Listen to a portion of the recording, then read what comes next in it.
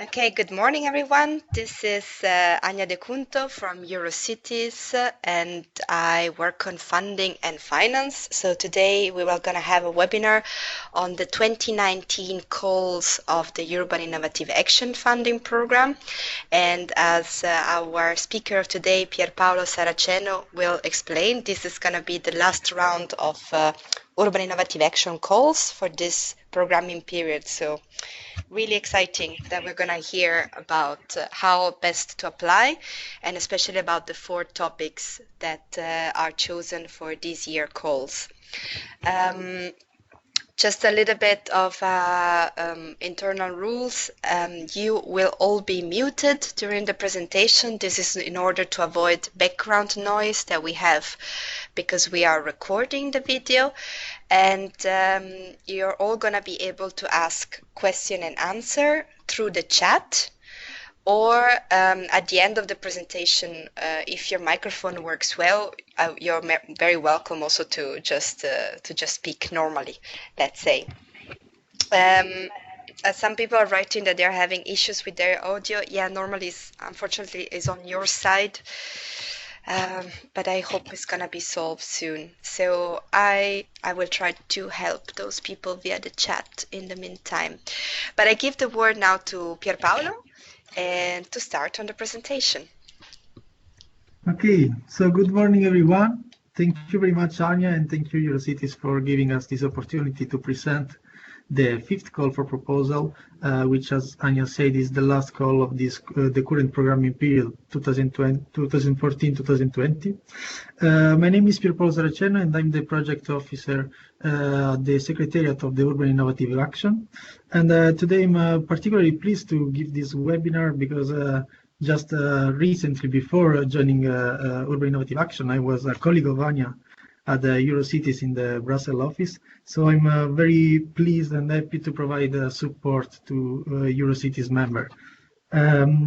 So today, let me start here with an introduction and an explanation of what this webinar will focus on. First of all, it will be structured in 3 main parts.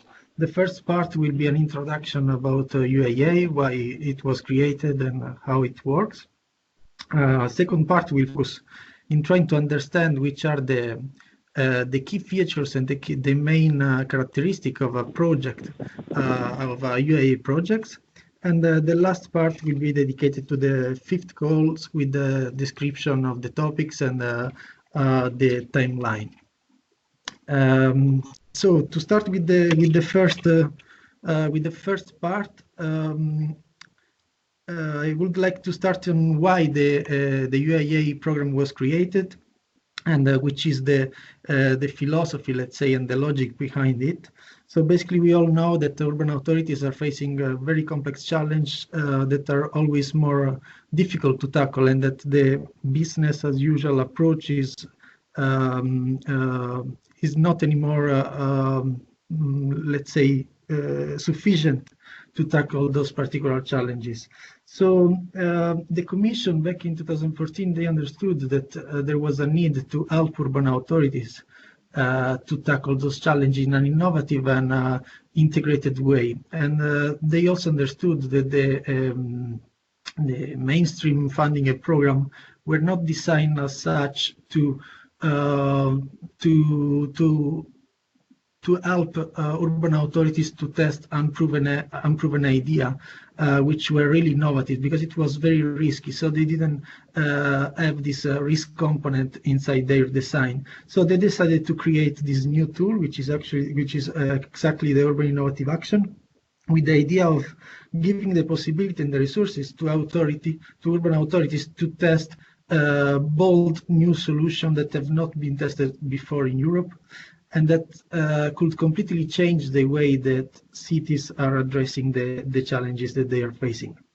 And a second aspect, a second key element of the program is actually the capturing of the knowledge that will be created, that is currently created at the cities level inside the project that we have funded. Because as you can imagine, we are not a program like Horizon 2020, which is very huge. We don't have a huge budget, so we cannot fund so many projects. So it's very key that the knowledge that is generated inside those cities will be then shared and tested and transferred in other urban authorities in Europe. So let me start with some key figures. We are a program, as I said, which is not like Horizon 2020, I would say. We have 372 million ERDF. And we fund projects with a co-financing rate of 80% for a maximum of 5 million ERDF. Usually the project's duration is 3 years. With the possibility to a 1 year extension in case of particular issue or in case it is needed.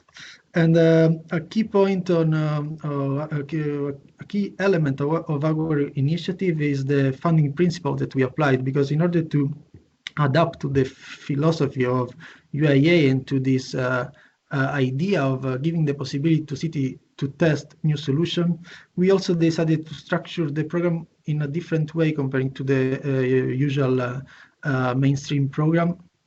And we decided not to work with the usual reimbursement procedure, but we thought that it was worth to consider giving funding to the city with an advance payment. So basically what we do is that 50% of the budget of the project is given to the urban authorities at the moment of the signing of the subsidy contract. So this is very important for cities so that they can start already since the beginning implementing their solution, their action without thinking of the problem of financial resources. Then 30% of the budget is given to the cities when the projects reach an expenses rate of 35%. And last, the 20% will then be given, always keeping in mind this pre-financing concept after the closure of the project. So as you see, we are also trying to make life easier for cities also in the way we give money to them. So very quickly, I would like just to explain how is the management structure of UIA.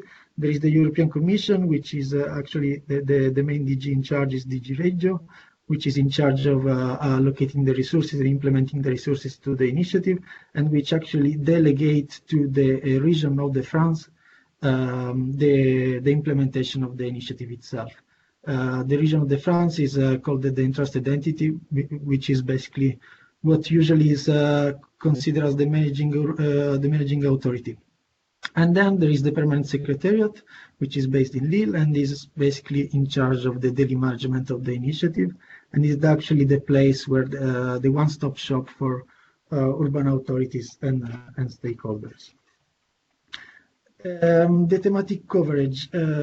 As you maybe know, we are really aligned with the topics of the EU Urban Agenda, because it was also, the idea of creating UIA was also related to the fact of giving the possibility not just to learn and let's say to give more knowledge to the city through the partnership and to influence the European legislation to the partnership, but also to give some resources to test new ideas. So we are really aligned with the Urban Agenda Partnership. As you will see, basically we are covering almost all the topics that are addressed under the Urban Agenda Partnership. Pierre, I'm so sorry. Can you please relaunch your presentation, because I lost it. Okay. Sorry for that. Yeah, okay, now we see it again. Yeah. Perfect. Thank you very much. Sorry. Yeah, sorry. Go on. Okay, no problem. So I will restart from this slide. It's fine, or you lost it?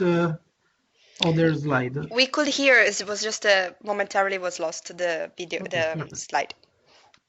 So as I was saying, we are thematically aligned with the EU Urban Agenda Partnership, and the topics of the calls for proposal that are published are always decided by the Commission, who is also in charge and has the ownership of the the topic, the description that we will then address later in this webinar, and that are usually specified in our terms of reference. So where we are, the moment we have launched 4 calls. We received around 1,000 project proposals from 27 member states, so it's showing a great interest from cities and urban authorities. As I said, we cover 13 topics of the EU Urban Agenda partnership, and after 3 calls for proposal, because the call 4 is still under assessment, we have committed 231 million euro with 55 approved projects from 17 member states. And we have already some projects from call 1, the 17 projects for call 1, which are already starting to deliver some result. And we actually are going to close in October. No, some of them are going to close in October, November 2019. So here just a map showing a bit the geographical coverage of the project. As you see, we are good coverage, even though there is still a difference between Eastern Europe and Western Europe. We are aware of it, and we hope to increase our presence also in the Eastern European countries. So here I will just give you some notion about the eligibility, which kind of urban authorities can apply to UIA, even though I think that for Eurocities it is quite straightforward, because I mean, we are all big cities, so there is no particular problem of eligibility. But in any case, any eligible local administrative unit which is considered as such by the national legislation can apply to UIA. So municipality, but also district of some larger cities can apply in to the UIA program. We also accept application from organized agglomeration, which always should be defined as such into the national legislation. So some example are, for example, the Metropole in France, the Mancomunidades in Spain, Città Metropolitana in Italy, and so on and so forth. And we also give the possibility to cities to apply jointly and to submit a project together.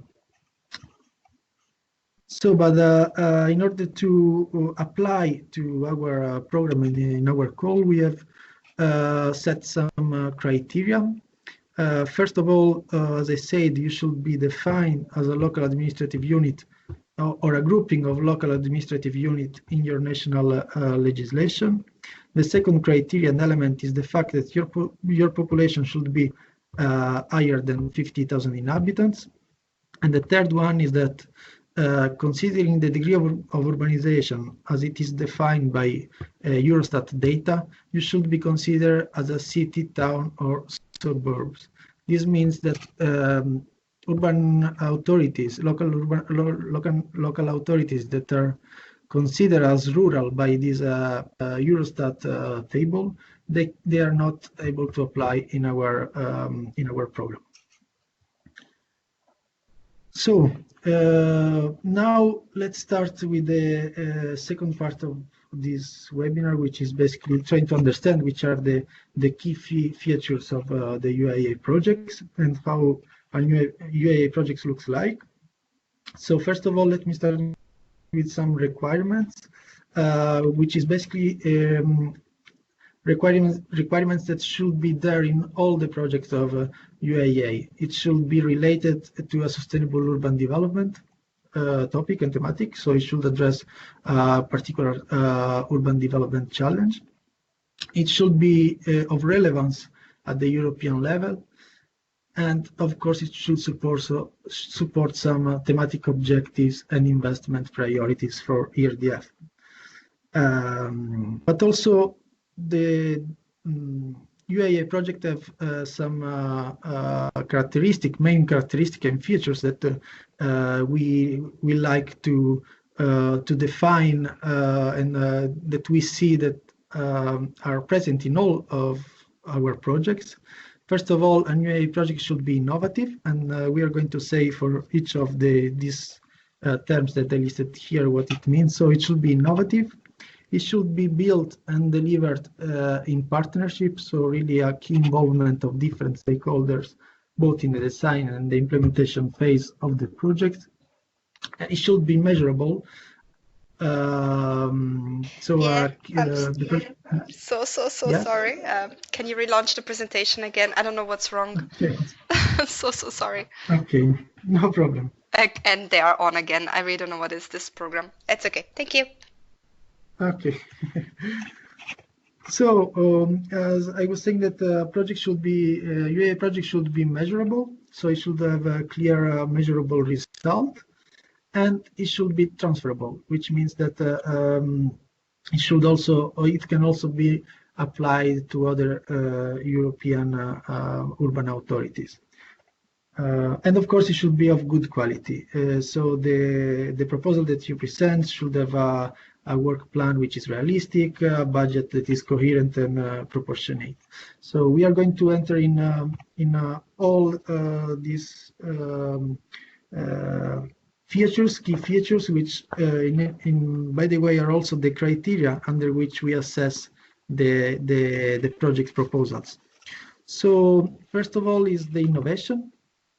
And what we mean by innovation. As you know, the innovation is a very broad concept, but we try to define and to have a definition, at least internally for this program, what we consider to be as innovation. And we agreed that innovation for us is not just a product itself, but it can also be services and processes. So basically innovation can also happen at the level of the services, and can also be an innovative process. It should have a clear added value to a specific policy field.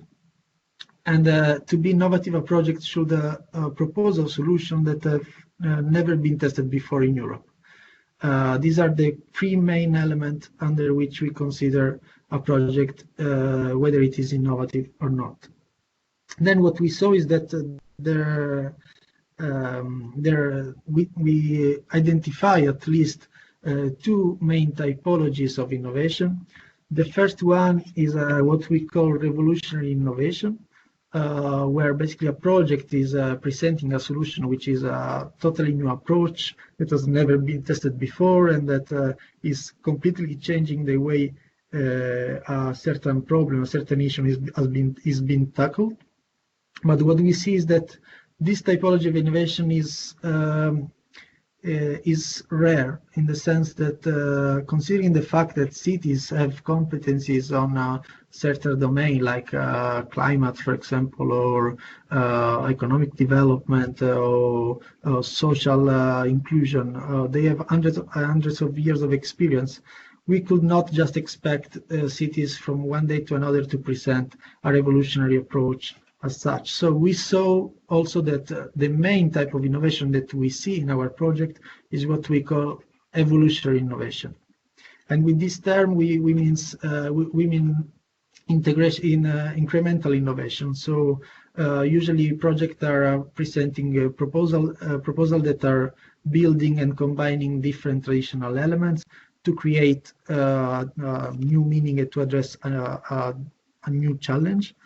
There is also the element of changing the scale. So even if a certain solution has been tested already on a pilot scale in the laboratory, then the innovation is when a project is tried to bring to another level, like the urban scale or the metropolitan scale even. So the changing of scale can represent this element of evolutionary innovation. And Pierre, I'm yes, so sorry again. Can you maybe take out the video? Maybe it's an issue of not enough broadband. I'm so sorry. I know you're in the middle of very difficult explanation, but they are writing there as no presentation. Thank you. Okay, so now you see it. Yes. Okay, perfect. So I was saying that the changing of scale can be an element of the evolutionary and incremental innovation. And the last point is about even if what we see is that some projects proposed some solutions that have already been tested and have a classical approach, let's say, but they are using it in a different target group with a different target group comparing to the solution that have been tested before. So these are the type of innovation that we see. And of course, after 4 calls, we have also learned some lesson. And we had also to adapt our idea of innovation, considering what we were receiving as a proposal from cities. So we understood that in a project which is a very complex thing, not all action can be innovative. So the challenge that the applicants and the project proposal should address is the fact to keep the innovative part, the innovative solution, the core of the project. Because sometimes what we see from the application is that they design, the applicants design their application and their proposal not starting from the innovative solution they would like to present, but just putting this element as one of the other elements of the project. Instead, what we want to see basically is that the innovative element at the core and they're central of the project. And the second challenge is to ensure coherence and the integration of the different actions that you will propose. Here, there is also a backside effect, I would say, because sometimes what projects what applicants do basically is to claim that the integration as such is innovation. This can be true, but not always. It is not always the case. So, in case you are in case you're inside your solution, you think that the integration of different elements of the different approaches is leading to an innovative solution, you should clearly justify it.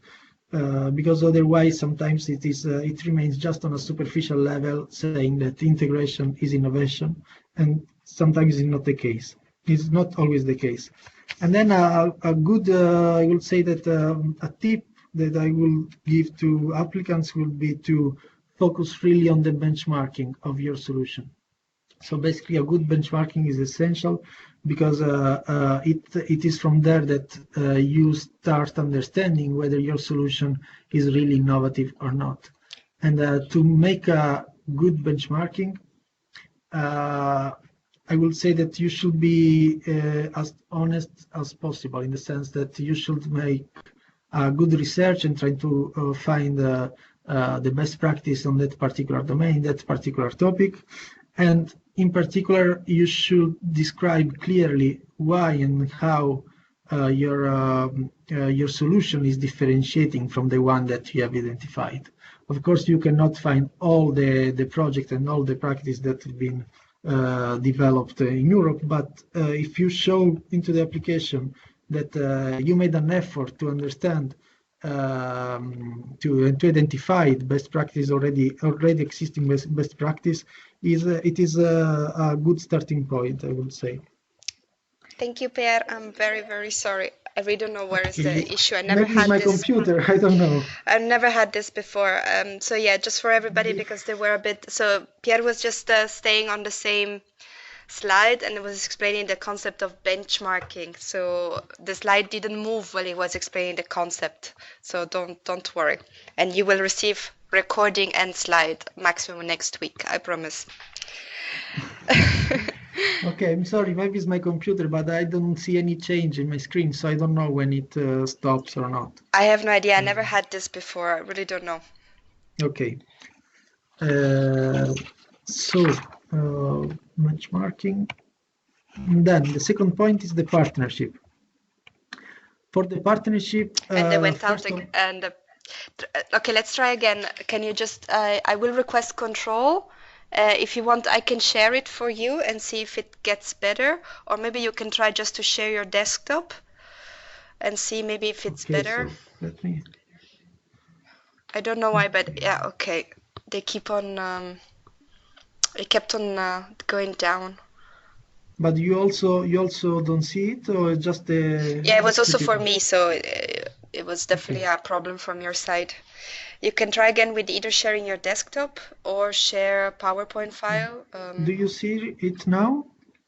It takes a bit of time to recharge, so maybe worst case scenario, I can share it for you. But then it's a bit annoying that, yeah, you will have to tell me next. Yeah. Now we still cannot see it.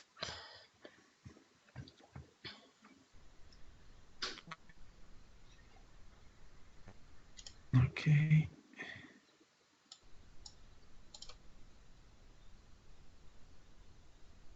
Now? Yeah, start. Great. Yeah. Okay. Let's hope. Let's hope. Let's hope. Yeah. So I was starting talking about the partnership, and the first thing we should highlight inside the partnership is the fact that the partnership of the project should be led by an urban authority. So the submission of the project should be made by an eligible urban authority. Then another requirement is that all the project's partner must be based in EU, and with the EU I mean the 28 countries of the European Union, and we don't expect as such to have transnational partnership. But in case you would like to have particular competencies that are needed for the implementation of your project, you should well justify it why you are considering to have a transnational partnership or having one partner which is from another country than yours. Other two elements are the fact that urban authorities can only be involved in one of the application per call. So if you are going to apply for the fifth call for proposal, then you can just choose one of the topic and submit only one application. And also, if you have already a project inside funded by UIA inside a particular topic, under a particular topic, then you are not allowed to present an application form for the same topic. But if you would like to participate to the call, you need to apply for another thematic. So these are the requirements. Now I would like to describe a little bit how a partnership in UIA projects looks like. Here there is an illustration, very easy. Basically, there is an urban authority, which, as I said, should be the lead of the partnership. And then you have some delivery partners that are actually needed to implement the project. There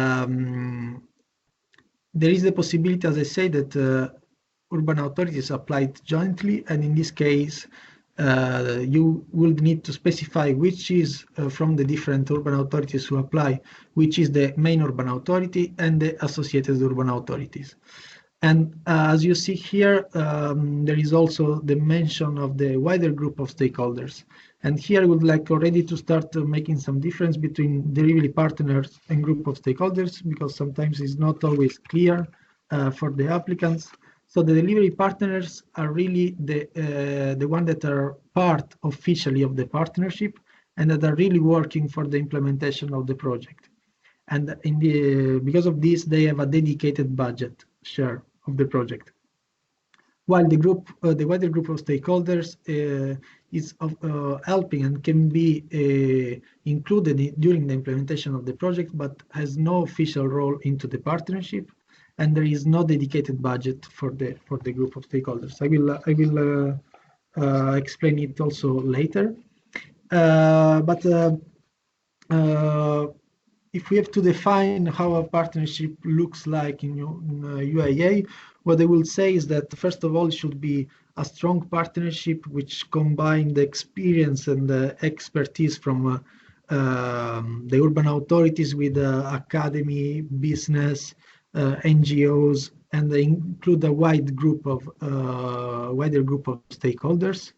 What we usually say to project and to applicant is to try to go a little bit beyond the usual suspect, and with the usual suspect I mean university, research institute, big companies, and try to involve also stakeholders that are maybe relevant for the local level, for example, some association or some startups that can also bring an innovative element inside the partnership itself. And of course, you should design the partnership not only in its element, but also in the way it works. So basically, you have to try to define some mechanism and geometry for the implementation, the coordination, and the co-design of this partnership, which, of course, if you identify some innovative aspect also on this part, it is always very, very welcome. Here again, I was saying the difference between delivery partners and group of stakeholders. As a delivery partners, we are quite flexible. We accept different kind of institution, agency, NGO, private sectors, association, and so on. But the main thing is that they will have an active role inside the implementation of the partnership of the project. So basically, they should have a dedicated specific activities inside the project, which will then need to produce the deliverables and the outputs and help the project achieving its objectives. As I said, it should have a dedicated budget to be part of the partnership. And what we say to cities that it should be also selected through a fair and transparent process. And the only limitation that we have inside the partnership is that consultancy firm that are just having as a primary objectives the development and the management of the proposal cannot be considered, cannot be entitled to be as a delivery partner inside the project. I already mentioned the main characteristic of a group of stakeholders. So as I say, there can be also here different type of organization and institution, but they don't have an active role in the implementation of the project, and they don't have a dedicated budget. So here is the main difference. I would like to stress this point because usually we see the confusion in the project's proposal. And also here, as for the innovation, some lesson learned from the previous call. Sometimes we receive a question from cities like which is the best partnership to deliver for a UIA project in terms of number. We don't know, because basically we have a variety of partnership that start from having 4 partners to 17 partners, and it is really different between the topics that the project is addressing, between the countries. So it is up to you to decide which partners and which kind of competencies are needed for the implementation of this innovative solution. And again, it is very important to define the mechanism and the consultation of the different partners inside the project, and have the role of the partners really reflected into the budget. So if we have projects, for example, where or funded project where the budget of a delivery partners is higher than the urban authority, this is okay if we have a justification for this, and if they have a very critical role for the implementation of the project. So try always to reflect the role of the partners also into the budget. And I already said the mechanism, and making sure that the mechanism and their involvement and coordination of the wider group of stakeholders is present also and is stated in the application form. And even though, as I said, we stimulate cities to create a partnership which is very with a participatory approach, there should always be a clear leadership of the urban authority. Otherwise, I would say that the project lose a bit its soul, because for us, the project that we fund should have a clear footprint, a clear urban footprint, I would say. So now let's go to the measurability part. For the measurability, I think that this is one of the main element of a UIA project, because as we were saying, UIA was invented to test the solution, test bold and innovative solution inside the European cities. And so having a component of measurement of the result and understand whether or not your solution is can work or not, basically is the key aspect of UIA. And this is also in line with the fact that we consider UIA as the urban laboratory in Europe. So linked to this, it is also important to define very clear parameters and indicators, in particular for the result that you would like to achieve. And here we are again a bit different from the usual the classic mainstream programs and fundings, because we give flexibility to cities to decide their indicators, their result indicators, without imposing the ERDF indicators. In any case, what we see is that is very important. I mean, for us, it's very important that the indicators are clearly described and are clearly present already into the application form. And of course, it is also very welcome to have an innovation element also on the methodology that you present, the methodology and the techniques that you will be used to measure the result and the impact of your project. Some lesson learned for measurability is that the first one is that even if we give the flexibility to city to define their own indicators, it doesn't mean that we don't really care about it. But on the contrary, it is, as I said, a key element of an UIA project. So what we saw is that basically the freedom that we left can lead sometimes to a vague commitment of the project in defining the expected result and in defining their indicators. And I would say that this is a common mistake, and is really something that is very important for us. So please focus on developing, on identifying key results and identify key indicators to measure it. It is also important that you will define the target groups, because it will help you then understanding the difference between objectives and result, and to clearly identify the indicators that you would like to, on which you would like to base your measurability methodology, and try to dedicate competencies and resources to an activity related to measurability. Because what we see sometimes that project don't dedicate enough resources on this part, while we think that is a key element of the project. And last but not least is the confusion that we often see into the project between an evaluation and the monitoring. So monitoring is basically when you see whether or not we have achieved a certain result, while the evaluation is when you are trying to make an analysis of the result that you have achieved. So try to differentiate the two things and not to consider evaluation and monitoring as one thing, because it is not the case.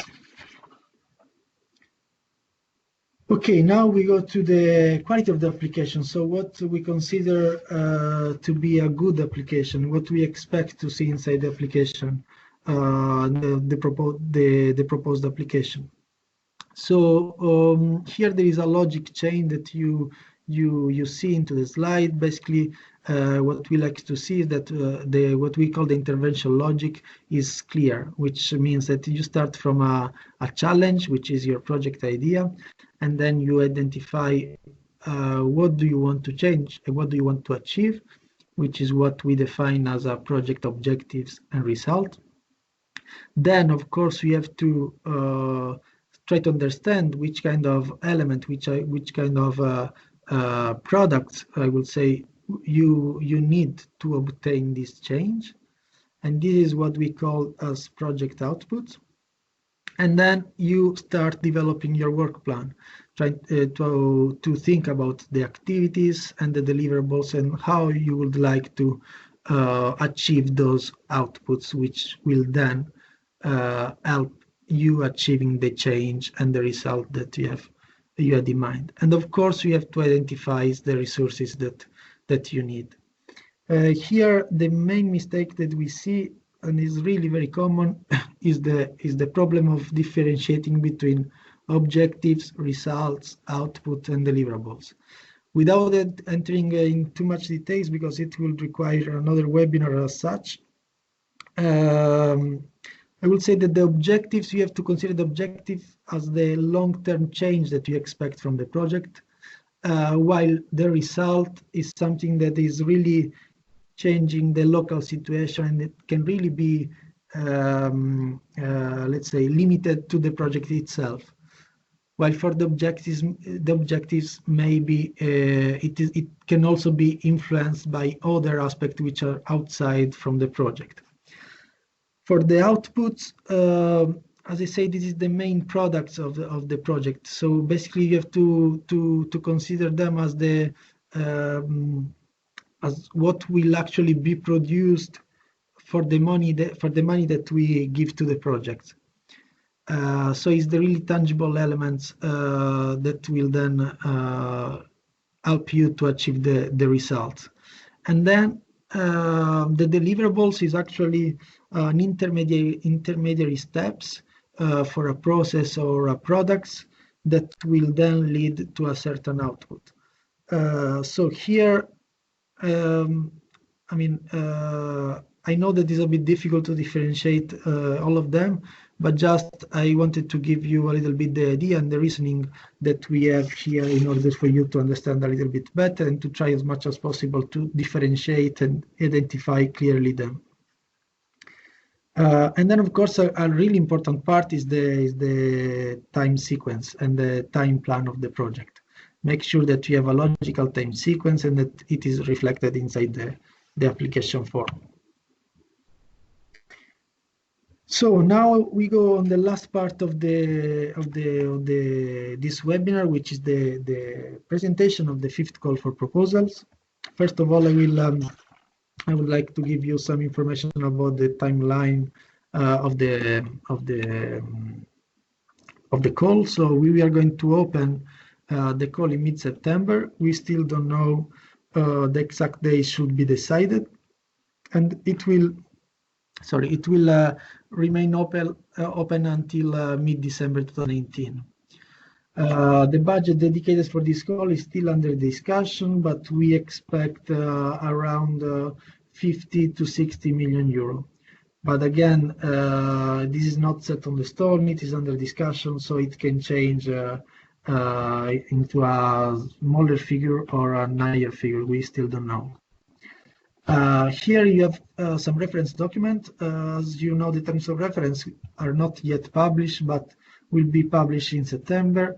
But in case, since we expect not to have really important change into the terms of reference comparing to the previous call for proposal, if you would like to have an idea of how they look like, you are welcome to go on our website and to check the terms of reference that have been published for previous call.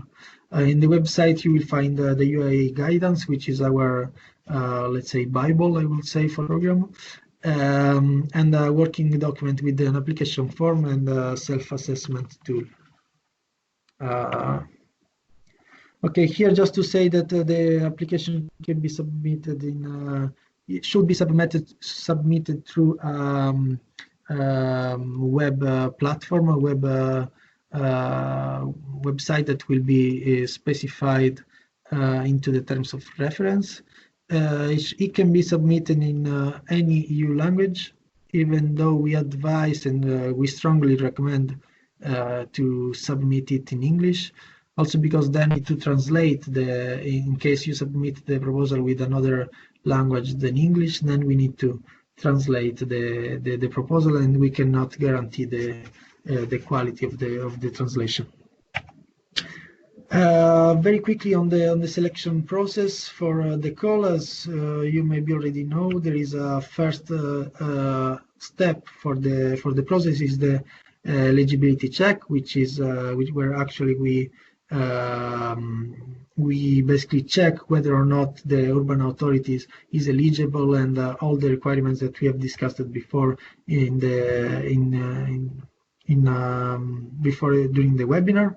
It usually lasts around 1 month after the closure of the call, and then if you are successful on this check, you pass on the strategic assessment. The strategic assessment takes usually 5 months after the closure of the call, and then if you pass this stage, you go into the operational assessment. The operational assessment usually lasts around 2-3 months, and then if you pass this step, then you get approved. So I will not enter into detail of the strategic assessment. I wanted just to say that the strategic assessment is carried out by a panel of external experts who have a wide and broad experience on the topic of the call, on the different topics of the call. And the strategic assessment is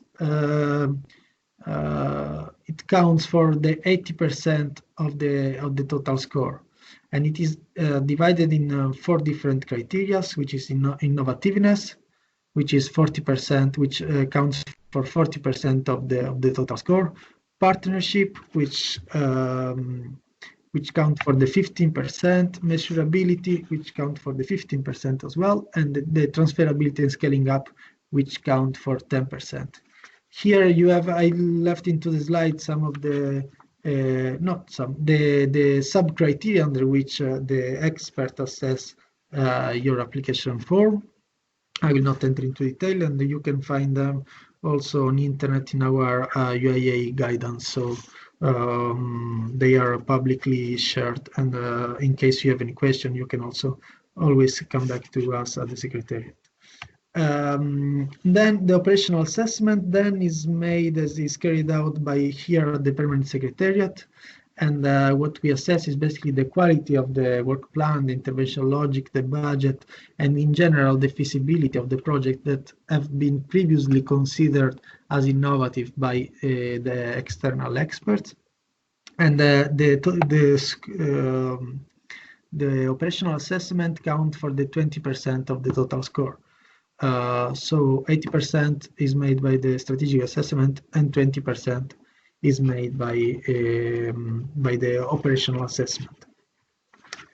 And finally, we arrive into the topic of the 5th call for proposals.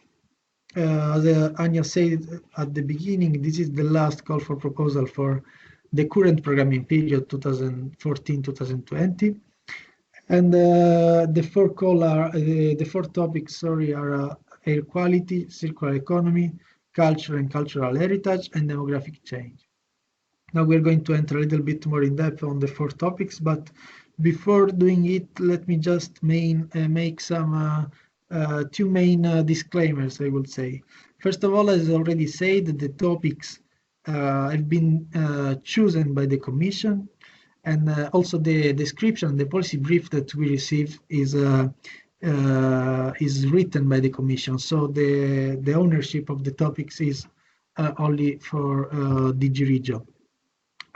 So the permanent secretariat, we are not in the position of telling you whether or not your project is fitting a certain topic, or whether or not a project is also innovative under a certain topic, because as we have just mentioned before, the strategic assessment, where the project will be assessed on its innovativeness, will be made by external experts who have wide experience on the topic itself. So in the position here, we are not at the secretary here, we are not in the position of telling you 100% whether or not your project is innovative and if it fits under a certain topic. So starting with the air quality, here let's say that the approach taken by the Commission is quite broad, in the sense that the way the policy briefing has been written, it embraces different elements that are relating to air quality. The first one that is listed here is, but there is no order of importance. I mean, here I've just listed how they were listed into the policy brief of the Commission. That, by the way, you can also find them on our website. There is there are some prompts that the Commission gave, and that particularly mention the expectation from the Commission for projects that are developing solution under the topic of air quality. Projects can address theme like innovative mobility solution to reduce the impact of the commuter traffic from suburban area to the city center, but also the clear link between air quality and climate change, and to make sure that you maximize the synergy between these two domains, energy and climate. And here there is a specific mention into the policy brief about the possible new and innovative ideas to link the SECAPs, the Sustainable Energy and Climate Action Plan, that are developed under the Covenant of Mayors, with the air quality plans that are developed locally. Also, other solutions could tackle the reduction and exposure of vulnerable groups to air pollution, but also citizen science, like making sure that the quality of the data of the air quality plan is more detailed, using the citizen and reliable low cost sensors. Other elements are related to the communication, the increase of the awareness raising about air pollution and the effects on the health of the citizens, but also the awareness raising about the importance of developing air mitigation, air pollution mitigation measure inside the cities, and the acceptance of the general public. And also the governance aspect, so the developing a solution that are putting emphasis on developing a multi-level governance and multi-sectoral departmental governance with the cooperation between different institutions, both vertical and horizontal. And the main recommendation here will be like check the UIA project that have been funded under air quality on call free, because this is a topic that have already been tackled in the third call of proposal for UIA, and try to avoid replication to differentiate your solution from the project that we have already funded. Circular economy. Here, the approach taken by the Commission is a bit different comparing to air quality, in the sense that here the focus is more narrow. Indeed, the two focus of the circular economy topic are the plastics and the urban water management. So even though you can, if you want,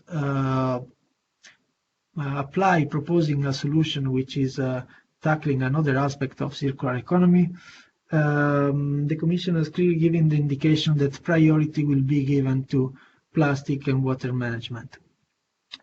So what I would advise is basically that you consider to apply, if you consider to apply in the circular economy, under the circular economy topic, I would advise that you will focus on these two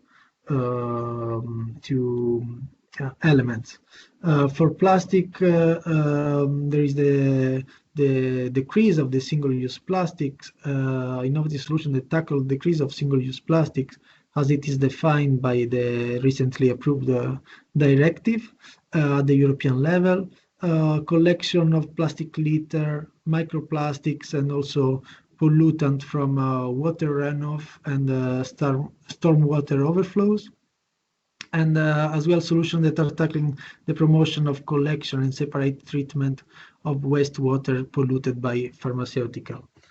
These are the some of, without being prescriptive at all, but some of the domain under which you can, let's say, you can develop an innovative solution. And then there is the aspect of the water management and the circular urban water management.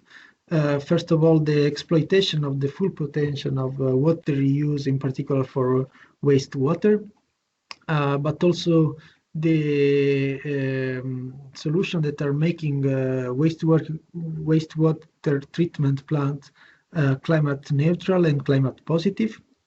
And another element that is welcome by the Commission will be the reduction of water consumption and the and improving the water access for vulnerable and marginalized group. Sorry. Here, again, circular economy has been funded, has been a topic for the call to for proposal. So there are already some circular economy projects already funded by UIA. So again, the advice is to have a look at those projects, even though those projects, we don't have projects that are tackling specifically the topic of plastic and water management. So here, comparing to air quality, the risk of replicating is a bit lower. Then the third topic is the culture and cultural heritage. Here again, the understanding of this topic is very broad, but in any case, the focus that the Commission would like to have is to consider culture as a driver for something. This has been particularly said by the Commission, which is a particularly important aspect. So to consider culture as a driver for achieving and promoting social inclusion and cohesion, or fostering intercultural dialogue, but also promoting local employment. So the concept of the culture as a driver is really key under this topic. And also another key aspect and element is the exploitation of the cultural heritage asset. Here, the Commission doesn't want to see like the classical way of managing a cultural heritage or regeneration of a particular natural heritage as such. So there should be a component of let's say rethinking the asset of the cultural heritage asset. For example, by developing innovative participatory governance and management models for cultural heritage, but also to improve the natural heritage in order to increase the quality of the public space and the sense of belonging, in particular in peri-urban areas and historic center, and also identify some new strategies that could improve the sustainable tourism flows, also tapping on the potential of the heritage that are coming from rural and suburban areas. Here, even though the culture and cultural heritage is the first time that is a topic for UIA Call. As considering the fact that culture is quite a cross-sectoral topic, I would say, I would always advise to check into our website in the project that have been already funded, because some of them, and I'm now thinking about some project under jobs and skills under call free, which have been funded under call free, that are using the cultural dimension to increase the skills of the local labor force. So, as I said, for the other topic, check the project that have already been funded and try to differentiate your solution and to avoid the replication. Last but not least is the topic of demographic change. Here, let's say the demographic change is actually, in order to submit a proposal under this topic, there is what we call an entry point, which is actually the topic of demographic decline. So it is clearly described and clearly said that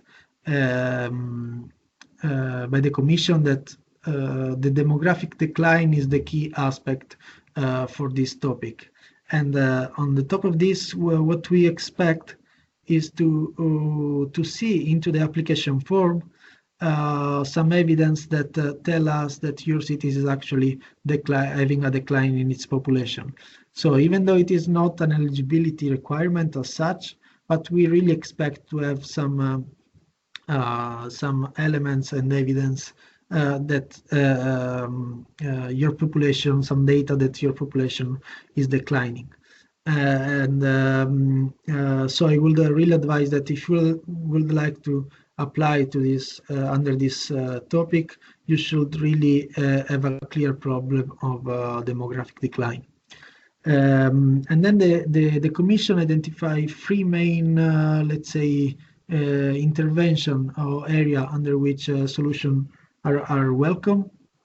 First of all, a solution that help to adapt to the demographic decline, which aims to reverse the demographic trends, and to attract new relevant activities, economic activities, and residents. So basically, these are the three main, I would say, macro objectives for a project that should be submitted under this topic. Once having this in mind, having these two requirements in mind, I would say, then you can submit proposals that are tackling different aspects of the demographic decline, such as access to community-based and social and health services, improve accessibility and sustainability of the public services, or reorganizing the existing public infrastructure and rethinking about innovative services, also with a digital component in it, stimulating local entrepreneurship, in particular tackling the young population, and strengthening the local labor force by requalifying and retaining and also attracting other workers into the city. And also in the policy briefing is mentioned the development and exploitation of the silver economy. Because this topic is particular, there is an exception only for the project that apply under the demographic change, which is the fact that if an urban authorities recognize the need to include local urban authorities that are defined as rural by the Eurostat data, they can exceptionally be involved as associated urban authority. I don't think it is a main issue for members of Eurocities, but in case if it is the case, rural authorities can apply as associated urban authorities only under the demographic change topic, but the population will not be counted, taken into account to reach the minimum threshold of the 50,000 inhabitants. Here are some next steps. As you know, maybe already after we launch the call, usually we are going to propose some support to the applicants. And we are going to make two seminars, one in Prague on the second half of October and one in Brussels on the first half of November. And then we are also developing some individual online consultation in the second half of November, beginning of December, just for those projects who are really advanced and who are really presenting some problems, so would like to have some specific question on their application. So that's it. Here you have the UIA website and the contact, the one where you can address general inquiry for the UIA, and also I put here my email in case you would like to raise any question that I will not be able to reply during this webinar.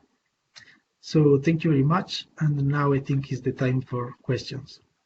Thank you very much, Pierre. So now is the time for you to really write question, or if you want and you're joining us through the phone, I can use the opportunity to unmute you so that maybe you can just ask directly your question. In the meantime, I've already received a couple of more clarifications. So let me go back to the chat that was at the very, very beginning. So I'll use it.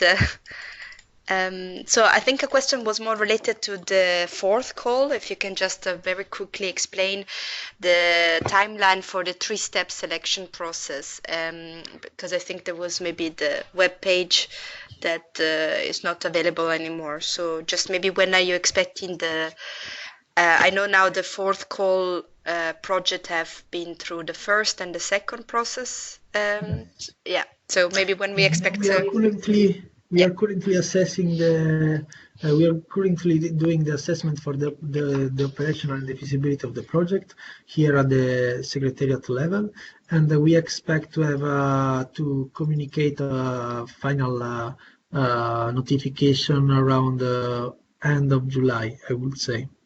So before August, we should be ready to communicate to cities whether or not they've been approved.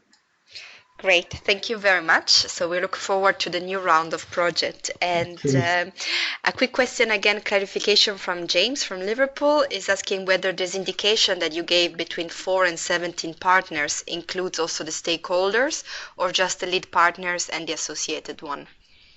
So not just the lead partners and the delivery partners. As I said, the wider group of stakeholders are not considered as officially part of the partnership. So whenever we talk about partnership, we talk about urban authorities, if there is any associated urban authorities, and the delivery partners. So the number the range between 4 and 17 is for the partners that are involved into the partnership.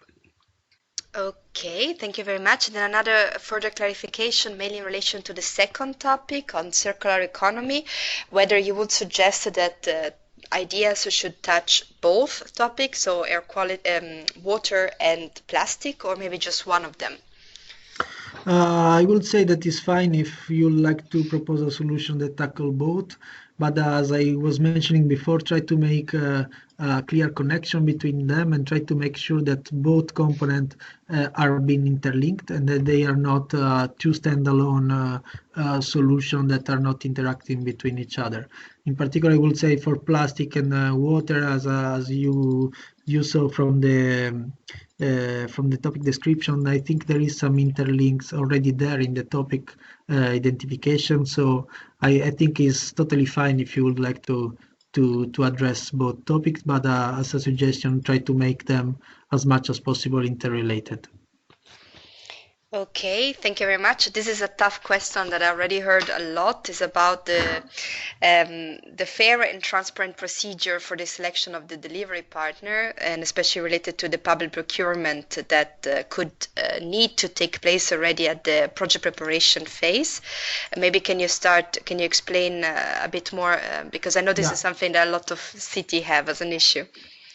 Yeah, but I mean, we don't require that you provide any evidence on the fact that you did a public procurement to select your delivery partner. What we say is basically that you can you should be as transparent as possible. But if this creates you some problem in identifying the partners, then I would say you should just be let's say honest and look at the fact that and explain why you selected that particular partners or that particular that particular institution, that particular organization. So as such, we don't require any evidence of the fact that you went through public procurement. I don't know, you selected, or the process that you used to select certain delivery partners. Yeah, I think it's also in relation, for example, when you want to involve a startup in terms of delivering a product, then you need to have public procurement to buy the product. You have to prove that you did a tendering process. So, yeah, just wondering if you, I don't know if we can come back to this maybe in writing, because or if you have something else that you would like to add about the experience of cities on this. Well, as I said, I mean, we don't really require anything. We don't really, let's say, require any evidence of the fact that the cities selected the delivery partner under a certain tender procedure. If it is needed, I would say you can do it, and you should do it if your legislation and let's say, and the legislation require you to do this tendering process, but as such, we don't require any evidence of this selection. Okay, thank you very much. Then there is a very interesting question that I also would like to answer. There is a question whether any other Eurocities member had won urban innovative action projects. Yes, so maybe you know the figure.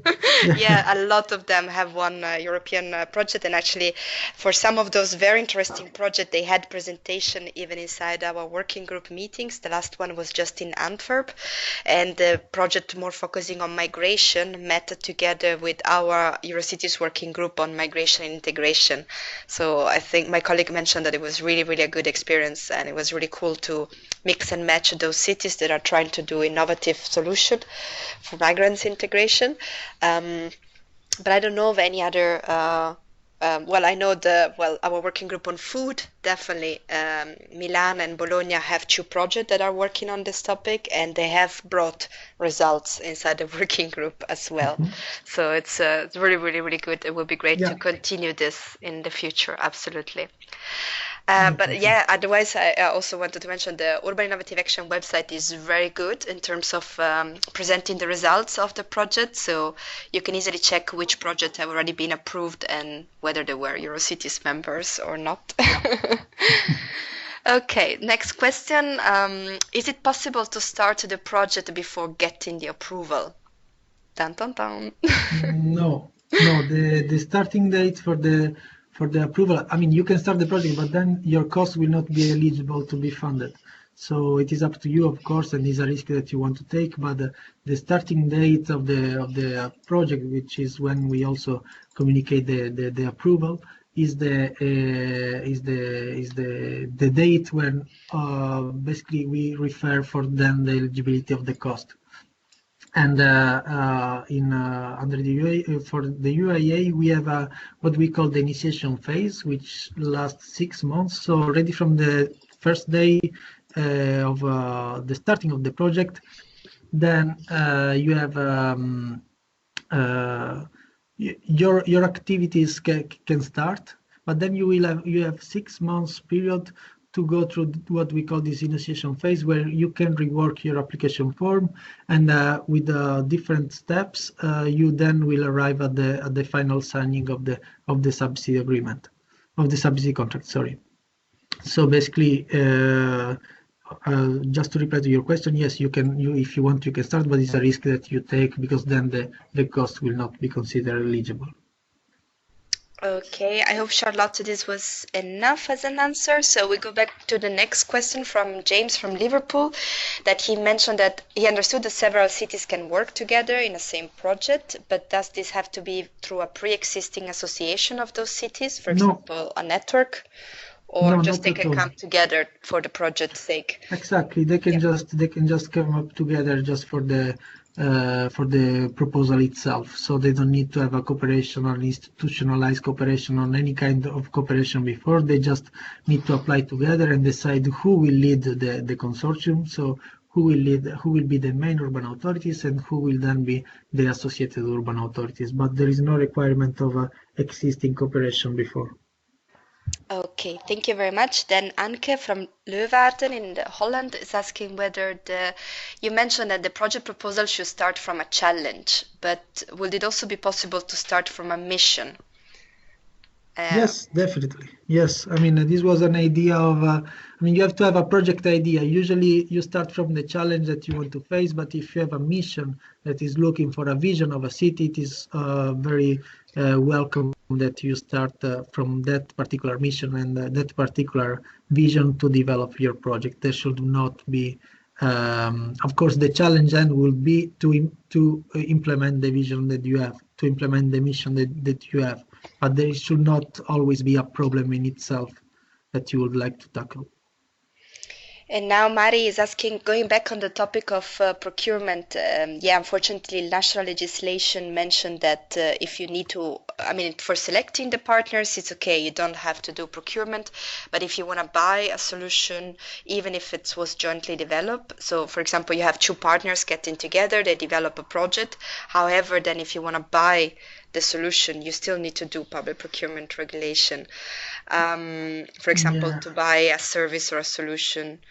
Well, I know, but this is an issue of European Union and national legislation in terms of procurement. I would say that, I mean, you can, what we see is that there are some projects where they have private partners, for example, who already have the patent on a particular services or a particular process, a particular solution, and they are part of the partnership to then test it into a real life environment. So I know the problem of public procurement, but I mean, it depends also from the different countries in Europe, because as you know, national legislation are different under this, for the public procurement issue. So it really depends on your national legislation. I'm not able at the moment to tell you whether or not you should go for public procurement. But if you have, as for this particular question, if you would like to send me an email, maybe I can also check with our financial and legal department, which is more, let's say, experienced and knowledgeable on this kind of issue. Thank you very much. Yeah, just we are discussing also procurement in Urban Innovative Action project in our urban agenda on public procurement, and it's also very interesting to see the innovative approaches of procurement that those projects are trying to have. So then there was a question more related if you could go back on culture and cultural heritage, but I suggested to, because she missed it because of technical issue, maybe just I suggest her to just go back to the video and the slide, maybe. Well, so you have it in the back. Yeah. Otherwise, we continue through with the question. Do you know of any local authority that benefited from an external expertise for the application? I guess it's more related to transnational application. Yeah, we also know that there are some, let's say, consultancy companies who help the cities to develop the application. This is fine, of course, for us it's not a problem, but then this cost is not, I mean, we give if approved the project, we give 20,000 euro for the preparation of the like a flat rate 20,000 euro for the preparation of the project. So we don't then check whether or not the application was developed by consultancy or external experts. What I would advise here is that, of course, you can ask support, but that this is really something that sometimes is very clear from the application, is that if you just give to the external experts the task to develop the application, then I think, and I would say that is quite visible then on the when we start assessing it, whether or not there was a clear footprint of the urban authority, or whether or not it was just developed from external experts. But we know a lot of cities also that have been funded that got and help from external experts. Thank you. Charlotte is asking a little bit about eligible cost. I suggest Charlotte also to look at the guidelines. Otherwise, just a quick question whether they could use project money to buy something without further consideration, without further indication on what exactly. Well, not really, in the sense that we allow the project to buy some equipment, but they need to clearly justify what they're going to buy and why it is relevant for the project implementation. So you cannot just let's say put as a cost, I don't know, a car, if this car is not relevant for the implementation of the project. So I would say no in this case. Okay. So she clarified a bit. The question is, for example, give money to citizens or companies so they can buy more sustainable products, for example. Yes, here we have this is what we consider as a financial scheme. As you can see, there is you can go in our website. There is a fact sheet dedicated to financial scheme, and we have some rules under which we allow this kind of incentives to citizens, like also competition, when they make a competition and then they win a prize. So we allow this kind of cost, but there are some specific requirements, which is, for example, a threshold of 60,000 euro per entity, to which you are going to give this kind of this money, these funds, and all other requirements that are, I would advise you to check in the website in our fact sheet. And if you have any further question, then to just come back to me. A specific question, you can come back to me. Thank you very much. A small clarification: is it necessary to submit first a concept note or the full proposal by the deadline? No, we just have one step submission. So basically, you have to submit the whole proposal. There is no two-step submission as in other program. Yeah, thank you very much. Then a little bit of the Brexit question: if any applications submitted by UK applicants before the 31st of October, whether Brexit will happen or not, will have to withdraw. Well, we have no indication on this. We are receiving a lot of email from UK cities. Unfortunately, we don't have. We are not, as the secretariat, we are not in the position of advising you, because really we don't know. I think also the European Commission doesn't know how to tackle this issue. So at the moment they are eligible, and if you want to apply, you can apply. But then I don't know which will be the let's say how it will evolve, considering also the Brexit uncertainty. So at the moment we are not in the position to tell you whether or not you need to withdraw after you submit the proposal. Yeah, let's be positive about it. For the moment, I think until 2020 the funds have been secure, but yeah, sure, you don't know how, if certain people will come into power and they will revolutionize the Brexit concept. Exactly, you never know. Okay, so I think I have no more question.